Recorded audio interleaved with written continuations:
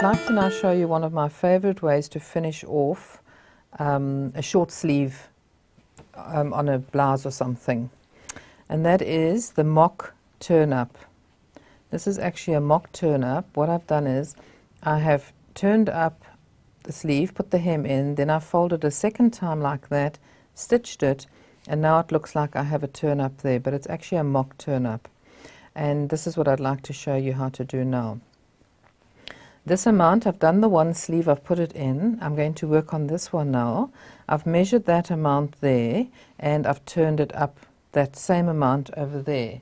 And I've used my little sewing gauge for that. So what I've done is I've just measured like that to make sure that I've got them both the same. And I'm now turning up that amount there. If you're going to do this and it's not in your pattern, it's advisable to lengthen your sleeve by about 1.5 centimeters, because this is total loss out of your sleeve, that amount there, which is about 7, 8 centimeters, and millimeters. Double that gives you 1.5. But often this pattern isn't. Let me just take these out and show you. This pattern is very straight. The sleeve here is very straight, but often your sleeve will come in and then you'll have it looking like that. So if I can just explain that. From there it would come in and then it will go out like that, and then this goes up. Now you can't lengthen at the bottom here, it doesn't help. So you'd have to cut your pattern a little bit higher and lengthen it there. Add the 1.5 there. In this case where it's very straight, I could add the 1.5 at the bottom.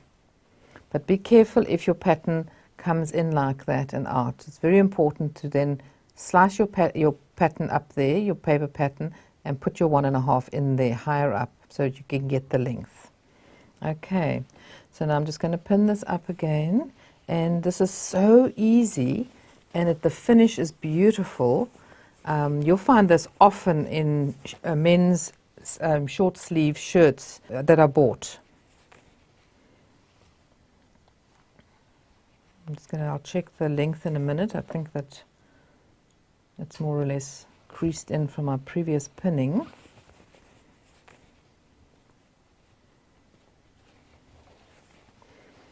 So I've got that gauge. Yep.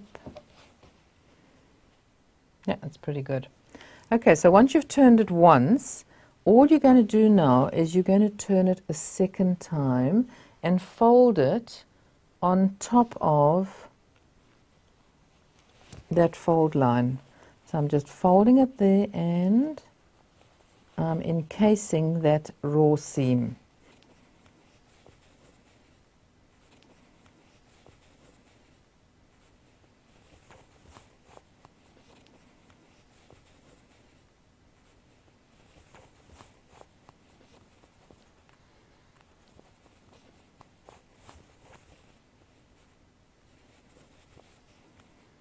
Okay, now I'm just going to use, I need to change my thread quickly. I'm just going to use the foot of my machine as a guide so that I get a nice even turn up look.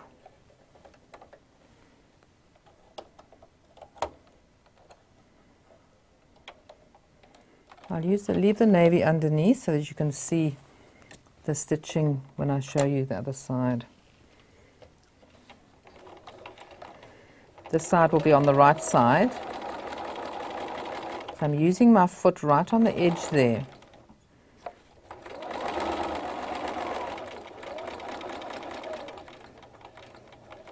Just going on top of the previous stitches so that I don't have to back stitch.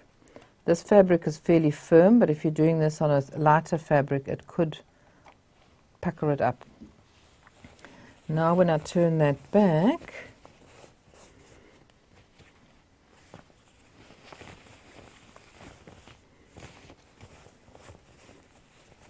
you can't see the navy because it's there underneath. Normally, of course, I wouldn't have it there, but there you have a beautiful mock turn-up cuff. I also like to do my mock turn-up like this on trousers. So there it is. I've done these on the bottom of trousers, exactly the same thing. And it's so neat because your raw edges are tucked away inside there, and I really like to do that at the bottom of my trousers.